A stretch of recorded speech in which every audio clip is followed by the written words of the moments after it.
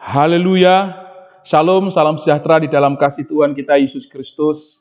Bapak Ibu Saudara yang diberkati Tuhan dimanapun kita berada, kita bersyukur hari ini Minggu 7 Agustus 2021, kita masih diberikan kesempatan oleh Tuhan untuk kita bersama-sama beribadah, menaikkan segala pujian syukur kita kepada Tuhan, dan sebentar kita akan kembali lagi belajar firman Tuhan.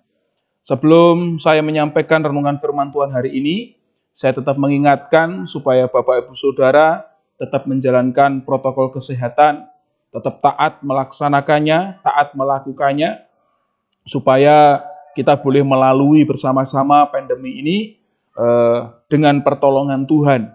Bapak Ibu Saudaraku yang dikasihi Tuhan, hal ini saya sampaikan mengingat pada akhir-akhir ini kita melihat bersama-sama bila di Nunukan dan secara khusus di Simanggaris terjadi peningkatan yang cukup signifikan, dan beberapa daerah yang ada di sekitar Simanggaris, ada di Sebuku dan lain sebagainya, mengalami peningkatan kasus yang cukup signifikan. Bahkan dari anggota gereja kami ada yang Tuhan izinkan untuk berpulang terlebih dahulu karena COVID. Kita terus berdoa untuk keluarga yang ditinggalkan, supaya Tuhan senantiasa memberikan kepada keluarga penghiburan yang sejati yang daripada Roh Kudus. Puji nama Tuhan. Bapak Ibu Saudaraku yang dikasihi Tuhan, sebelum kita menerima berkat Tuhan, mari kita bersama-sama menundukkan kepala kita. Kita berdoa memohon pimpinan Roh Kudus supaya firman Tuhan ini benar-benar memberkati kita. Firman Tuhan ini benar-benar menimbulkan iman di dalam hati kita, untuk kita semakin bergantung kepada Tuhan, semakin berharap kepada Tuhan, dan kita tidak mengalami ketakutan di tengah kondisi-kondisi yang sulit seperti sekarang ini. Kita tundukkan kepala kita bersatu di dalam doa. Terima kasih untuk kesempatan yang baik, kami boleh bersama-sama beribadah pada hari ini, sekalipun kami harus beribadah melalui jaringan atau dalam jaringan.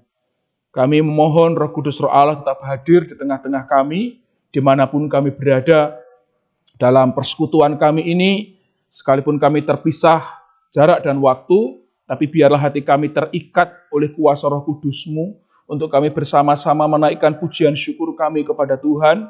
Dan ketika saat ini kami akan belajar firman Tuhan, kami pun dilawat oleh firman-Mu, sehingga lawatan Allah memampukan kami semua untuk kami dapat kuat melalui setiap duka, kuat melalui setiap kesulitan-kesulitan yang saat ini kami hadapi. Kami percaya hanya firman-Mu saja Tuhan yang memampukan kami untuk boleh terbebas dari segala kesulitan-kesulitan yang saat ini kami hadapi. Berkati kami semua, berkati hamba-Mu, berkati jalannya pemberitaan firman-Mu dari awal sampai selesainya, supaya firman Allah tidak hanya sekadar kami dengar, tapi boleh dapat kami lakukan dalam kehidupan kami sehari-hari, dan nama Tuhan dipuji dan dipermuliakan. Ini doa kami siap mendengarkan firman Tuhan, di dalam nama Tuhan Yesus Kristus kami sudah berdoa. Amin. Puji nama Tuhan. Bapak Ibu Saudaraku yang dikasihi Tuhan, minggu lalu kita telah belajar firman Tuhan, yaitu menang atas pencobaan.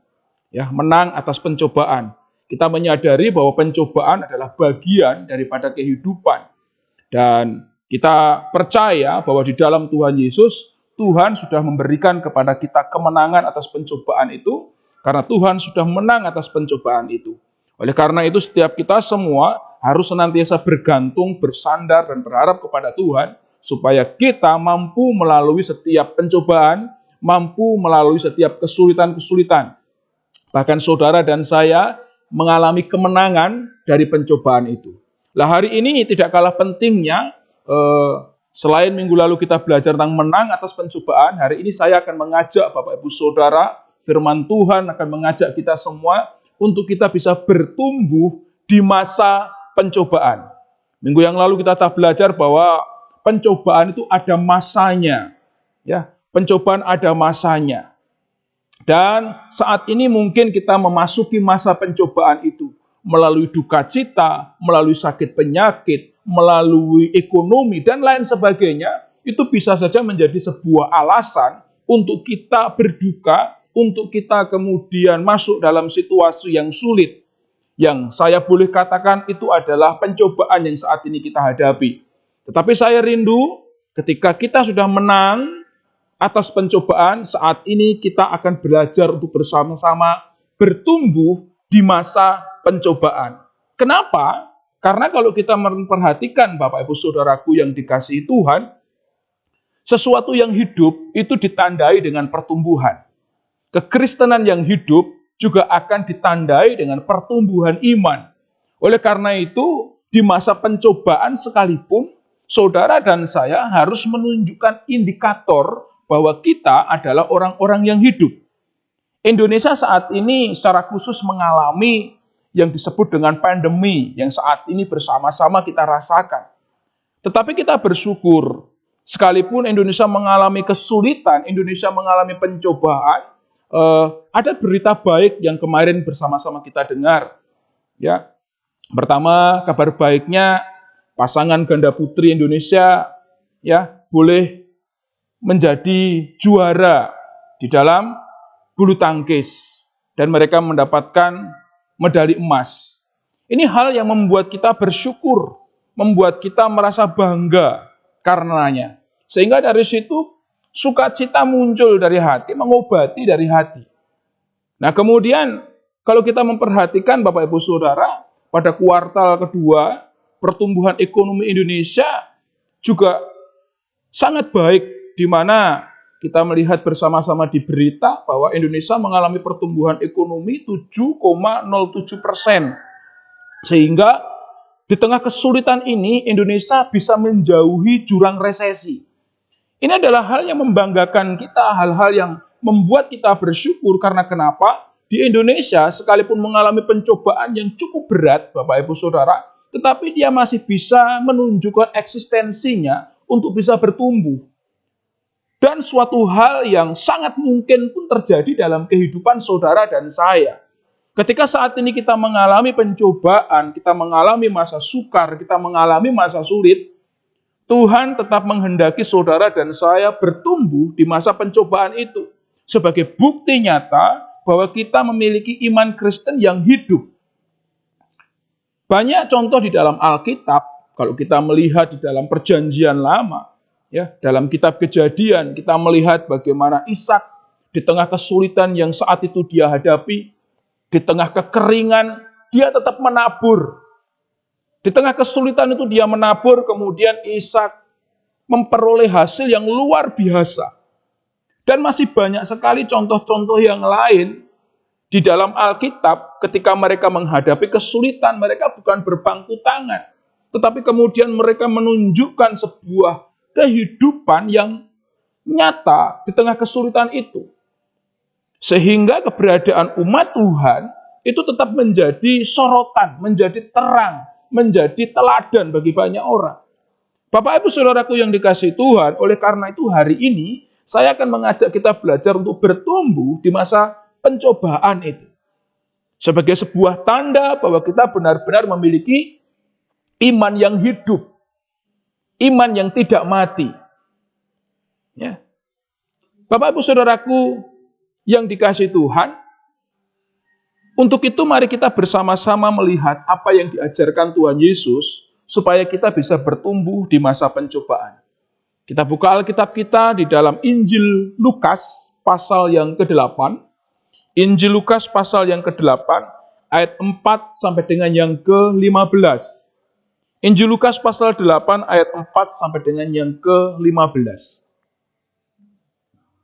Tetapi saya akan membacakan pada ayat yang ke-11 sampai dengan yang ke-15.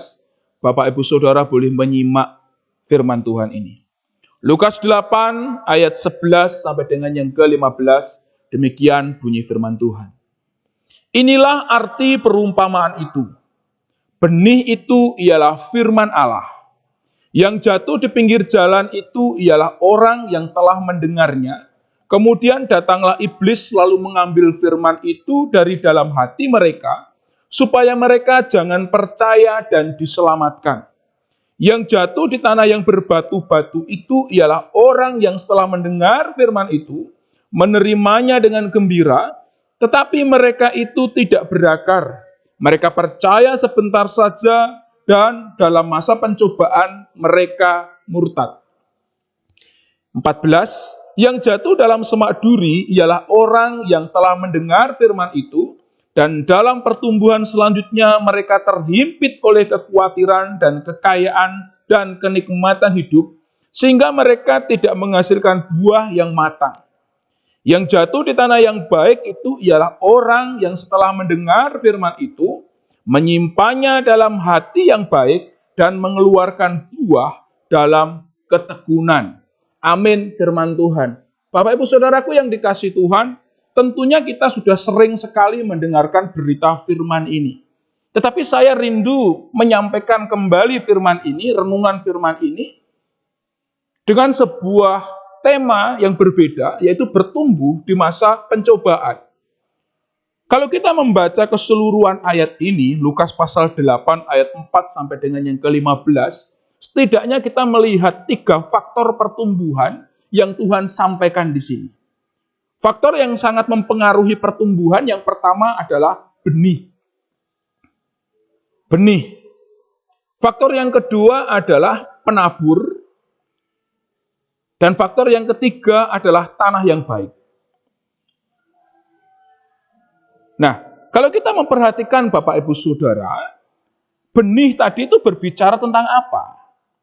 Ayat tadi mengatakan bahwa benih tadi adalah firman Allah. Kalau kita memperhatikan bersama-sama, di sini secara tersirat mengatakan bahwa tidak akan pernah ada pertumbuhan tanpa benih. Sehingga benih adalah faktor utama terjadinya sebuah pertumbuhan. Sehingga tidak mungkin kita bisa bertumbuh di masa pencobaan ini, ya, sehingga kehidupan kita boleh menjadi berkat, kehidupan kita tetap kuat, dan kita boleh mencapai garis akhir kita dengan keberhasilan, jika kita tidak memiliki benih, jika kita tidak memiliki firman Allah. Benih menjadi faktor utama supaya saudara dan saya bisa bertumbuh di masa pencobaan. Supaya saudara dan saya bisa tetap survive, bahkan kita bisa mengalami kemenangan demi kemenangan, mengalami keberhasilan di tengah-tengah kesulitan yang saat ini kita hadapi. Benih tadi adalah firman Allah. Oleh karena itu pesan firman Tuhan di sini, yang pertama saudara dan saya agar bertumbuh di masa pencobaan, saudara dan saya harus hidup di dalam firman Allah dan memelihara firman Allah di dalam setiap hati kita. Supaya apa? Supaya firman tadi mengerjakan yang terbaik di dalam kehidupan kita. Firman Tuhan katakan iman timbul dari pendengaran akan firman Tuhan. Dan ketika kita memiliki iman sebesar biji sesawi saja, firman Tuhan katakan kita bisa memindahkan gunung. Oleh karena itu, firman Tuhan menjadi unsur yang paling penting di dalam kehidupan kita, supaya kita bisa bertumbuh di masa pencobaan ini. Supaya kita memiliki iman yang kuat, sehingga kita mampu melalui setiap kesulitan-kesulitan yang saat ini kita hadapi. Faktor yang kedua, untuk bertumbuh, jika yang pertama adalah firman Allah, atau benih tadi, sehingga Bapak Ibu Saudara semua harus memelihara benih tadi dalam hati kita, dalam hidup kita. Benih tadi itu harus menjadi benih-benih yang benar hidup di dalam hidup kita. Yang kedua adalah faktor dari penabur, atau orang yang menaburkan benih tadi. Kalau kita memperhatikan, siapakah yang menaburkan benih? Dalam konteks yang kita baca, Bapak Ibu Saudaraku yang dikasihi Tuhan, Tuhan Yesus sedang berbicara tentang dirinya. Bahwa dia adalah firman yang telah menjelma menjadi manusia. Yesus Kristus adalah firman Allah itu sendiri. Dan dia juga adalah sang penabur itu sendiri. Tetapi kalau kita kontekskan ke dalam kehidupan kita pada masa sekarang, Bapak Ibu Saudaraku yang dikasihi Tuhan, benih adalah firman Allah. Dan penabur itu bisa siapa saja yang saat ini diberikan karunia oleh Tuhan, diberikan kesempatan oleh Tuhan untuk bisa berbagi firman Tuhan. Nah, si penabur tadi itu memastikan dia harus menabur. Jika saat itu Tuhan Yesus melayani, dia menaburkan firman tadi. Dia memang datang untuk menyelamatkan orang Israel. Tetapi kemudian benih-benih tadi pun bisa mungkin diterima oleh yang lain, yang di luar Israel, yang kemudian dia bisa hidup. Sekalipun pada kenyataannya kemudian, kalau kita memperhatikan orang Israel sendiri menolak Yesus, sehingga keselamatan boleh diberikan kepada bangsa-bangsa lain. Nah, saat ini dalam konteks yang kita hadapi, Bapak Ibu Saudaraku yang dikasihi Tuhan, si penabur tadi itu bisa saja adalah hamba Tuhan, pelayan firman Tuhan, ataupun mungkin saat ini saudara secara pribadi belajar firman Tuhan. Oleh karena itu, ketika kita berbicara tentang faktor yang kedua, yang membuat kita bisa bertumbuh di masa pencobaan, saudara dan saya harus memastikan bahwa saudara dan saya mendapatkan taburan-taburan benih yang benar. Pada masa sekarang ini tidak dipungkiri, Bapak Ibu Saudara, banyak orang, oknum-oknum tertentu yang kemudian menjadikan firman Tuhan sebagai ajang untuk apa? Untuk hanya sekedar mencari konten. Jadi mereka tidak benar-benar mau belajar firman Tuhan, tetapi mereka asal saja bicara. Apalagi terkait dengan pandemi ini. Sebentar-sebentar mereka memiliki sebuah hal, statement yang berbeda. Sebelumnya dia ngomong vaksin dari antikris, setelah ternyata vaksin tidak seperti yang dia pikirkan, kemudian dia ralat lagi. Jadi dalam hal ini banyak sekali yang kemudian menjadikan firman Tuhan tadi itu hanya sebatas untuk mencari popularitas pribadi, mencari kesenangan-kesenangan pribadi. Ya, saya tidak mengatakan bahwa lebih banyak demikian, tidak. Tetapi ada oknum-oknum tertentu yang sengaja dipakai oleh iblis. Untuk apa? Untuk menyesatkan kita semua. Firman Tuhan katakan pada hari-hari terakhir akan muncul nabi-nabi palsu, guru-guru palsu. Ketika kita menghadapi guru-guru palsu dan nabi-nabi palsu, kita semua harus memperhatikan dengan sungguh-sungguh isi firman Tuhan supaya kita mampu membedakannya. Oleh karena itu, penabur tadi ini memiliki faktor tersendiri untuk pertumbuhan kita, pertumbuhan iman kita di masa pencobaan. Sehingga di dalam hal ini saudara dan saya harus mampu untuk memilih pengajar yang memang mengajar kita dengan benar sesuai dengan firman Tuhan. Yang tidak hanya sekedar memuji-muji kita. Tetapi kita juga harus mencari orang yang berani mengoreksi diri kita sesuai dengan firman Tuhan. Kalau salah ya katakan salah, kalau benar katakan benar. Jangan sekadar kita mencari pembenaran diri. Kita sudah tersesat nih. Kemudian kita kena teguran dari hamba Tuhan tertentu yang dipakai Tuhan untuk menegur kita. Kita tidak senang. Akhirnya kita mencari hamba Tuhan yang mungkin tidak kita kenal. Tujuannya apa? Supaya kita tidak dikorek. Ini membuat kita tidak bisa bertumbuh, Bapak Ibu Saudara. Kalau saudara ingin bertumbuh, tertanam dalam gereja lokal. Bertumbuhlah di situ. Supaya apa? Supaya kita benar-benar melihat siapa diri kita secara utuh. Melalui taburan-taburan firman Tuhan. Sehingga ketika firman Tuhan tadi itu mengoreksi diri kita, kita memiliki kesiapan. Nah, ini penting. Faktor yang kedua untuk bertumbuh dalam masa pencobaan yaitu penabur. Oleh karena itu, setiap pelayan-pelayan firman Tuhan, jika saudara dan saya mendapatkan kesempatan untuk menyampaikan firman Tuhan, persiapkan diri kita dengan baik. Belajar dengan sungguh-sungguh. Berlutut berdoa memohon pimpinan Tuhan. Supaya kalau kita berbicara firman Tuhan, kita tidak berbicara hanya dengan akal kita dan mulut kita saja. Tetapi kita benar-benar ada pimpinan dan tuntunan Roh Kudus untuk mengatakan setiap perkataan firman Tuhan dengan benar. Dan yang terakhir, yang ketiga, faktor yang mempengaruhi bertumbuhnya iman kita di masa pencobaan, yaitu tanah yang baik. Ketika kita membaca dalam ayat yang ke-15, firman Tuhan katakan, yang jatuh di tanah yang baik itu ialah orang yang setelah mendengar firman itu menyimpannya dalam hati yang baik dan mengeluarkan buah dalam ketekunan. Bapak Ibu Saudaraku yang dikasihi Tuhan, kalau kita bersama-sama perhatikan, di sini kita melihat ada tanah yang baik.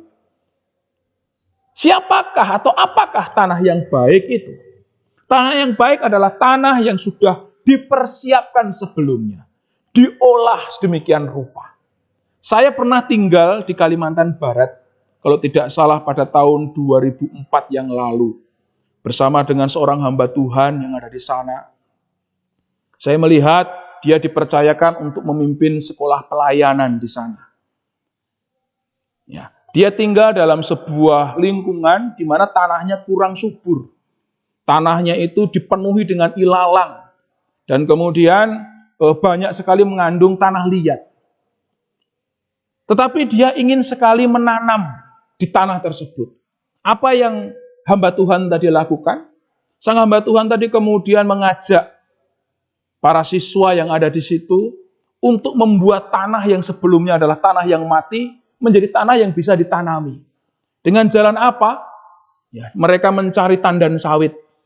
Kemudian mereka mencincang tandan sawit, mereka hambur di tanah tadi. Kemudian mereka cangkul tanah tadi mencampur dengan tandan sawit. Setelah itu Bapak Ibu Saudara, mereka buka septic tank, minta maaf. Mereka timba itu septic tank, mereka siram di tanah tersebut. Didiamkan dengan waktu yang cukup lama, kemudian mereka buat bedengan-bedengan kecil. Sehingga mereka di situ bisa menanam sayur-sayuran. Mereka bisa menanam bayam, mereka bisa menanam kangkung, menanam sawi, dan lain sebagainya. Sampai kemudian tanaman tadi bisa hidup dengan baik, karena mereka punya pengairan yang cukup baik juga. Mereka siram setiap hari, dengan waktu-waktu yang cukup, waktu-waktu tertentu mereka bisa menyiram itu. Dan pada akhirnya ketika sayuran tadi sudah mencapai masa panen, sayuran tadi dipanen, dijual, dan menghasilkan hal yang cukup luar biasa. Karena dengan sayuran tadi, si hamba Tuhan tadi itu bisa membeli alat musik, bisa menghidupi anak-anak yang saat itu ada bersama. Ini suatu hal yang luar biasa. Dari tanah yang mati ketika tanah tadi diolah menjadi tanah yang bisa menghasilkan. Bapak Ibu Saudaraku yang dikasihi Tuhan, tanah yang baik adalah tanah yang sudah diolah sebelumnya, dipersiapkan. Sudah dicangkul mungkin, dicampur dengan berbagai macam pupuk kandang dan lain sebagainya mungkin. Mereka sudah olah sedemikian rupa, memisahkan dari batu, memisahkan dari hal-hal yang mungkin membuat pertumbuhan itu tidak bisa berjalan dengan baik. Dipersiapkan dengan sedemikian rupa, sehingga menjadi tanah yang disebut tanah yang baik. Lah tanah yang baik tadi ini menjadi faktor penting juga. Ketika tanah tadi itu, firman Tuhan katakan di sini, tanah yang baik itu tadi adalah hati yang baik. Bapak Ibu Saudara, untuk memiliki hati yang baik, ini perlu proses.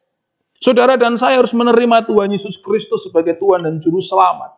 Kita dibentuk, kita diubahkan melalui setiap firman Tuhan. Kita diolah sedemikian rupa. Kita mulai belajar memisahkan hal-hal yang tidak berkenan kepada Allah.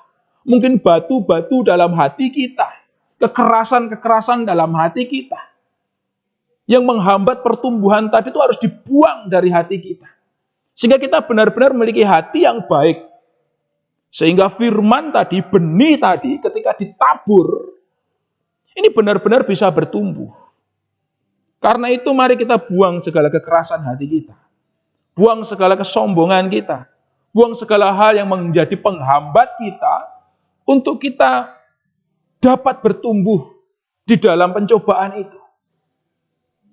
Nah, di dalam hal ini, Bapak Ibu Saudaraku yang dikasihi Tuhan, firman Tuhan juga mengatakan bahwa Selain kita melihat faktor-faktor pertumbuhan, ada beberapa faktor yang menjadi penghalang yang tidak kalah penting untuk bersama-sama harus kita waspadai, bahkan harus kita kalahkan.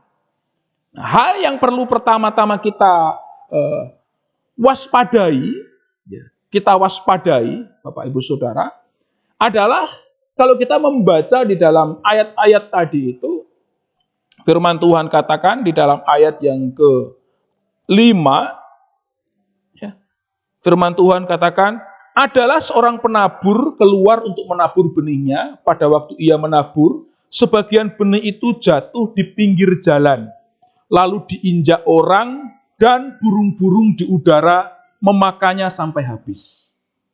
Bapak Ibu Saudaraku yang dikasihi Tuhan, kita melihat di sini ada faktor yang perlu diwaspadai yang bisa menghambat pertumbuhan iman kita. Yaitu apa?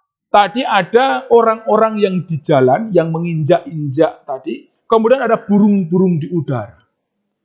Saya anggaplah ini adalah hama. Siapakah burung-burung di udara yang dimaksudkan ini? Kalau kita bandingkan dalam ayat yang ke-12, yang jatuh di pinggir jalan itu ialah orang yang telah mendengarnya, kemudian datanglah iblis lalu mengambil firman itu dari dalam hati mereka, supaya mereka jangan percaya dan diselamatkan. Perhatikan. Ternyata burung-burung di udara maupun orang yang menginjak-injak benih tadi itu adalah perumpamaan daripada iblis yang mengambil daripada benih-benih firman Tuhan.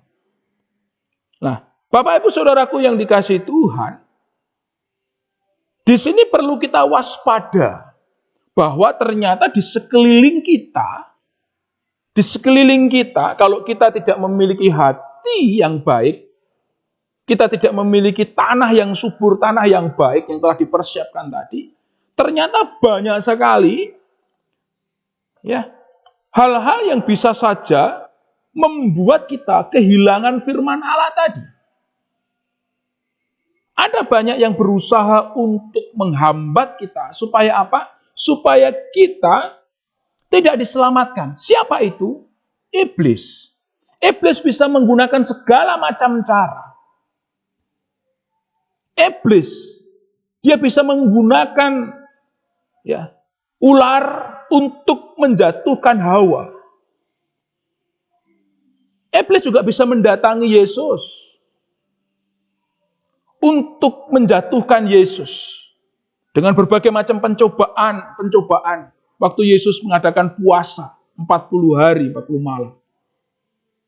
Iblis juga pernah datang ketika Yesus berlutut. Ketika dia akan menghadapi masa penyalipannya. Iblis berusaha untuk menjatuhkan Yesus. Iblis menggunakan segala macam cara dan dia menggunakan segala kesempatan untuk bisa menjatuhkan kita semua. Kalau Yesus saja tidak luput dari pencobaan iblis, apalagi saudara dan saya. Oleh karena itu kita harus waspada. Supaya kita tidak kehilangan firman tadi. Kita tidak kehilangan benih tadi.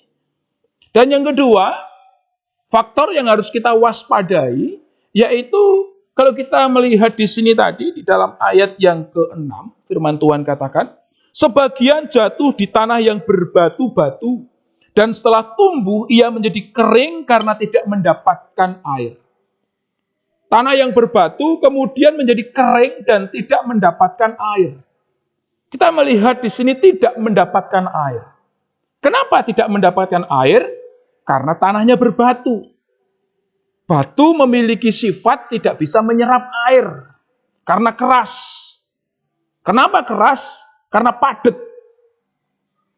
Nah, Bapak Ibu Saudaraku yang diberkati Tuhan Yesus Kristus, ini kalau kita memperhatikan, air ini berbicara tentang hal yang sangat dibutuhkan untuk pertumbuhan.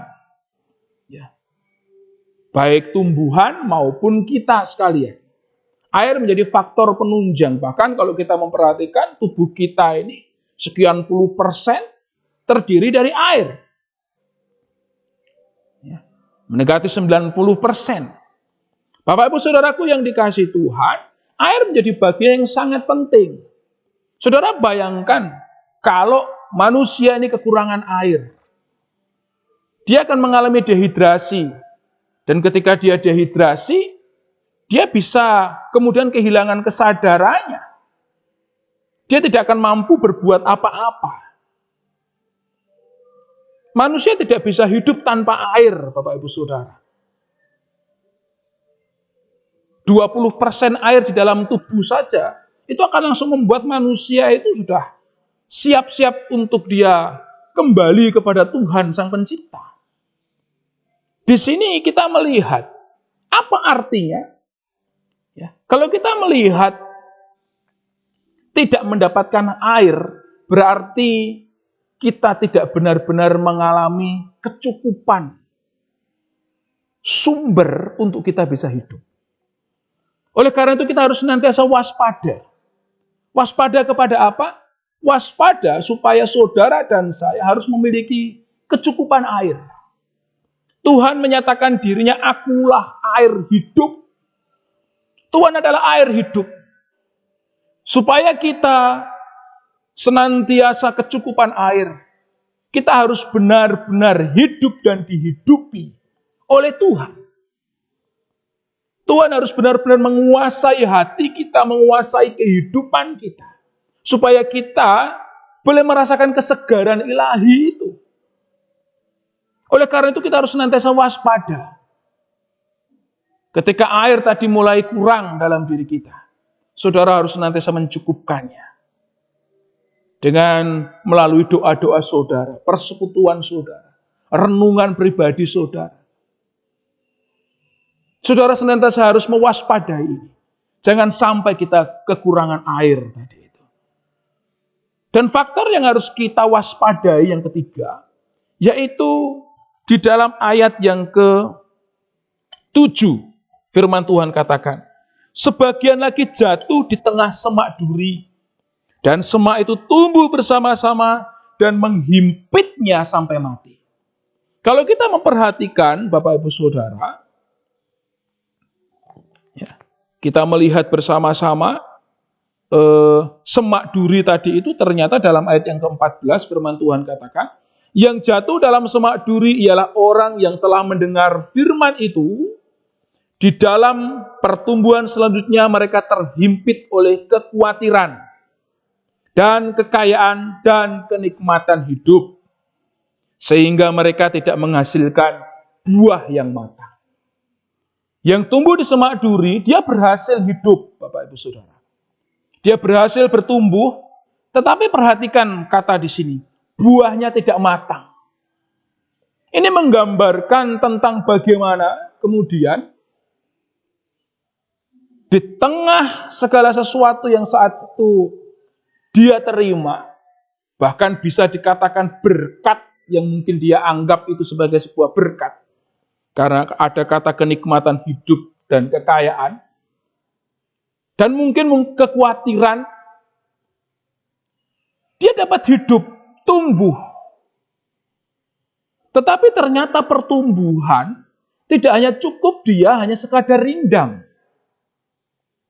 Buahnya pun harus matang dan bisa dirasakan.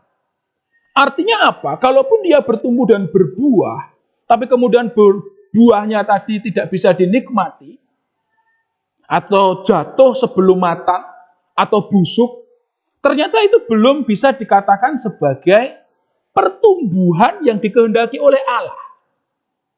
Jadi pertumbuhan yang dikehendaki adalah pertumbuhan yang lengkap.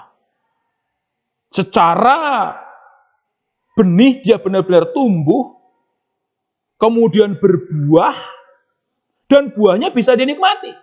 Kalau buahnya belum bisa dinikmati, itu belum bisa dikatakan bertumbuh. Di dalam hal ini Bapak Ibu Saudaraku yang dikasihi Tuhan, saudara dan saya harus senantiasa waspada, menjaga supaya jangan sampai buah yang ada dalam diri kita ini jatuh sebelum masa. Di tempat saya ada pohon mangga. Ada juga pohon rambutan. Di mana dia berbunga. Dia tumbuh bagus, rindang, kemudian muncul buah-buah kecil. Buahnya masih kecil-kecil, Bapak Ibu Saudara. Tapi sudah pada jatuh semua. Di depan gereja juga ada pohon durian.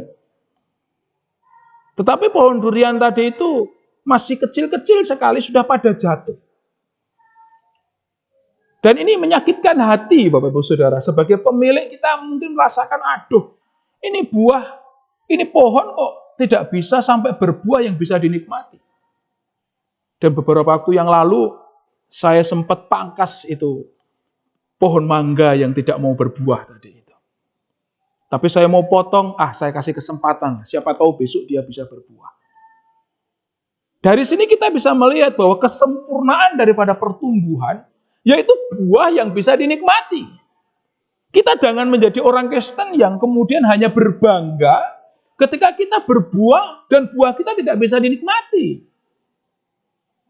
Buah kita masam. Jangan kita bangga hanya sekadar kita rindang, kelihatan indah, kelihatan rohani. Ayat ini memberikan kepada kita semua pemahaman, saudara harus senantiasa waspada. Jangan sampai berkat-berkat yang kita terima, kesulitan yang saat ini kita hadapi, membuat kita tidak bisa berbuah yang masak. Kita harus tetap fokus. Berkat Tuhan, bahkan kesulitan yang saat ini kita hadapi, itu adalah sebuah perjalanan yang harus bersama-sama kita lewati. Untuk kita boleh mencapai tujuan akhir kita, yaitu hidup yang mempermuliakan Tuhan. Saudara senantiasa waspada. Dalam kewaspadaan ini saudara harus menyiapkan dengan sungguh-sungguh. Supaya jangan sampai benih tadi dimakan burung. Saudara harus memiliki inovasi, memiliki kreativitas untuk menjaga benih tadi. Bahkan ketika benih tadi sudah bertumbuh sekalipun, saudara dan saya harus senantiasa waspada, menjaga. Mungkin tadi buah harus kita bungkus dengan baik, supaya jangan sampai ada hama yang kemudian membuat buah tadi busuk dan gugur sebelum kita bisa menikmati hasilnya. Kalau kita sebagai petani, kita mungkin akan menyiapkan pestisida, insektisida, dan lain sebagainya. Untuk menjaga buah tadi supaya bagus sampai pada masa panen. Di dalam rohani kita pun sama. Saudara perlu asupan-asupan gizi dari setiap firman Allah.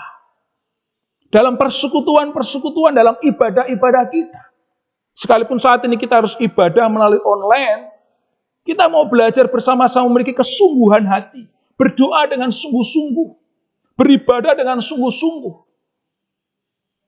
Memohon kepada Tuhan dengan sungguh-sungguh. Karena kenapa? Tuhan hadir dimanapun kita berada. Firman Tuhan katakan 2-3 orang berkumpul dalam namaku. Aku hadir di situ. Hormati setiap kehadiran Tuhan. Dan belajarlah untuk senantiasa setia di dalam segala keadaan kita. Selanjutnya Bapak Ibu Saudara yang dikasihi Tuhan. Faktor penghambat pertumbuhan. Kalau yang pertama tadi faktor penghambat pertumbuhan yang harus kita waspadai, artinya itu datang dari luar dan kita bisa menghindarinya atau bisa menangkalnya. Saat ini faktor yang harus kita buang yang ada di dalam diri kita. Faktor internal yang membuat burung-burung di udara kemudian bisa mematuk, mengambil benih-benih tadi, yang membuat air tidak bisa menyerap, kemudian yang membuat semak duri atau gulma tadi itu ada. Sini kita mau melihat faktor internal, supaya faktor-faktor eksternal tadi pun yang harus kita waspadai itu tidak datang. Kita melihat bersama-sama tadi setidaknya ada 3 juga. Yang pertama adalah tanah pinggir jalan. Apa arti tanah pinggir jalan? Ketika kita membaca di dalam ayat yang ke-12 tadi itu, yang jatuh di pinggir jalan itu ialah orang yang telah mendengarnya. Kemudian datanglah iblis lalu mengambil firman itu dari dalam hati mereka, supaya mereka jangan percaya dan diselamatkan. Hatinya adalah hati seperti di pinggir jalan. Apa artinya? Kalau saya boleh menyampaikannya Bapak Ibu Saudara, ini adalah hati yang sangat bebas, hati yang umum, namanya pinggir jalan. Nah, pinggir jalan bisa saja itu pematang yang bisa dilalui oleh banyak orang, atau pinggir jalan setapak, atau pinggir jalan umum, Bapak Ibu Saudara. Ini adalah menggambarkan hati orang Kristen atau orang yang mengaku Kristen, yang mana mereka hanya menjadi orang Kristen karena keturunan. Mereka tidak pernah benar-benar mengalami pertobatan. Hati mereka bebas.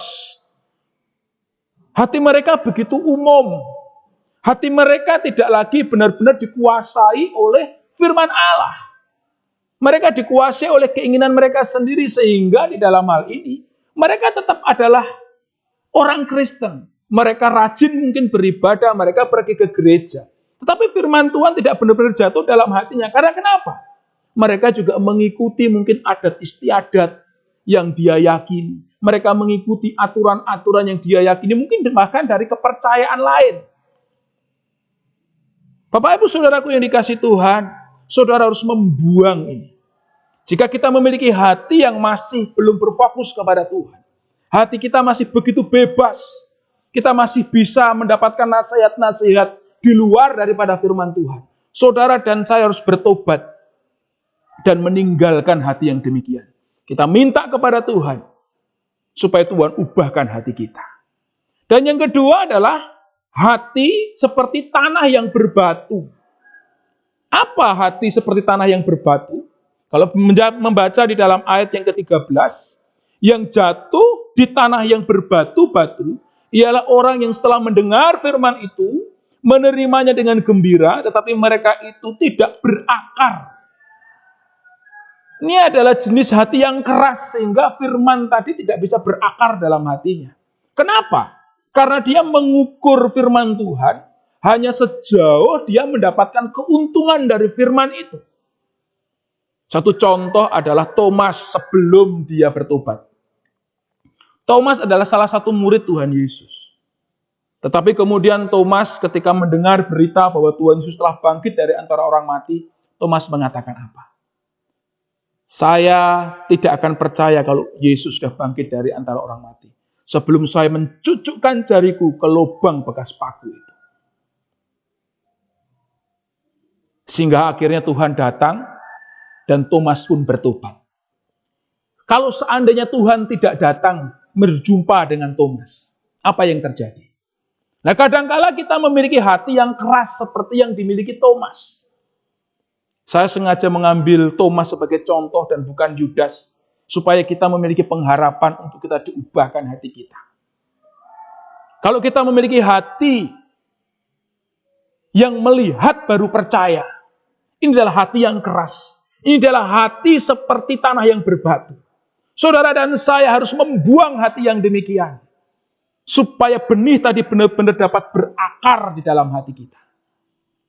Berakar di dalam kehidupan kita.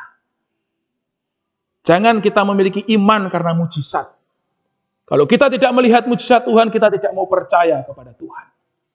Kalau kita tidak melihat mujizat Tuhan, kita tidak mau untuk melakukan firman Tuhan.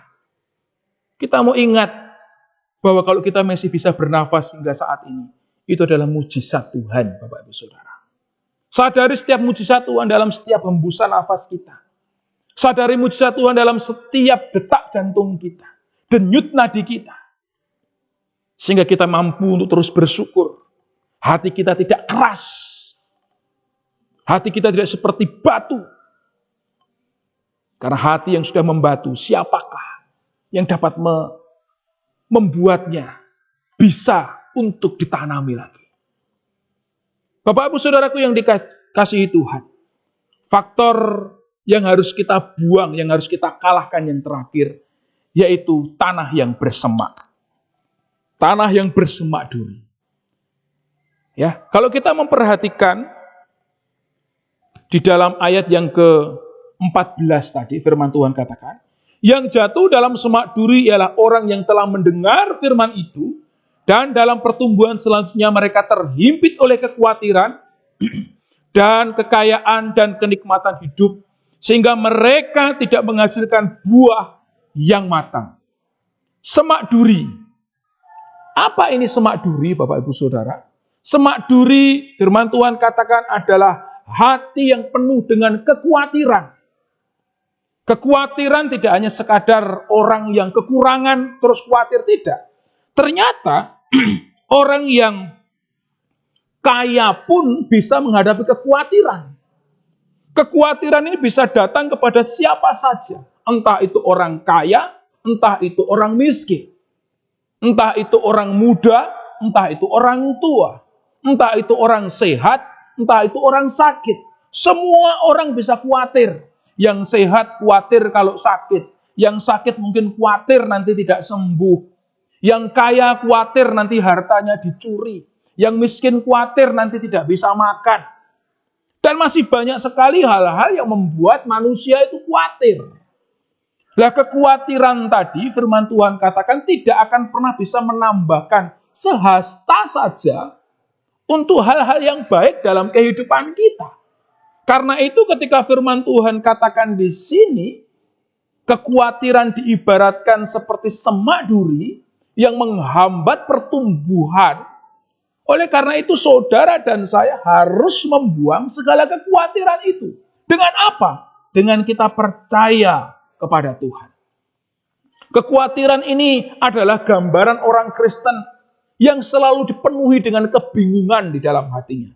Dipenuhi dengan kegalauan dalam hatinya. Kenapa? Karena dia tidak mampu untuk bersyukur di dalam hidupnya. Tidak mampu bersyukur. Orang yang bisa bersyukur adalah orang yang merdeka. Tidak ada orang yang benar-benar merdeka ketika orang tersebut tidak mampu untuk bersyukur. Karena itu, penuhilah hidup kita dengan ucapan syukur, supaya kita benar-benar mengalami apa yang disebut dengan kemenangan untuk bertumbuh di dalam pencobaan. Kiranya renungan hari ini boleh memberkati kita sekalian. Mari kita bersama-sama menjadi orang Kristen yang hidup di dalam firman Tuhan sebagai benih yang baik. Menjadi orang Kristen yang belajar firman Tuhan dengan baik. Dan menjadi orang Kristen dengan hati seperti tanah yang baik. Tuhan Yesus memberkati kita sekalian. Kita tundukkan kepala kita bersatu dalam doa. Terima kasih nasihat firman-Mu. Kerjakan firman-Mu dalam hati kami. Mampukan kami menjadi umat-Mu yang setia. Menjadi umat-Mu yang taat. Menjadi umat-Mu yang benar-benar hidup di dalam firman Tuhan. Dan dihidupi oleh firman Tuhan. Sehingga hati kami menjadi hati yang subur. Hati seperti tanah yang baik. Yang akan menghasilkan buah yang matang. Sehingga menjadi berkat bagi sekeliling kami. Di tengah kesulitan ini, hamba-Mu berdoa supaya umat-Mu boleh bertumbuh di masa pencobaan. Di dalam nama Tuhan Yesus Kristus. Yang sakit Tuhan sembuhkan, yang lemah Tuhan kuatkan. Sehingga pertumbuhan iman itu terjadi atas umat-Mu di tengah pencobaan, di masa pencobaan yang saat ini kami hadapi. Di dalam nama Tuhan Yesus Kristus, berkati umat-Mu dimanapun berada. Ini doa kami hamba-Mu, demi nama-Mu kami sudah berdoa. Haleluya. Amin. Tuhan Yesus memberkati kita sekalian. Amin.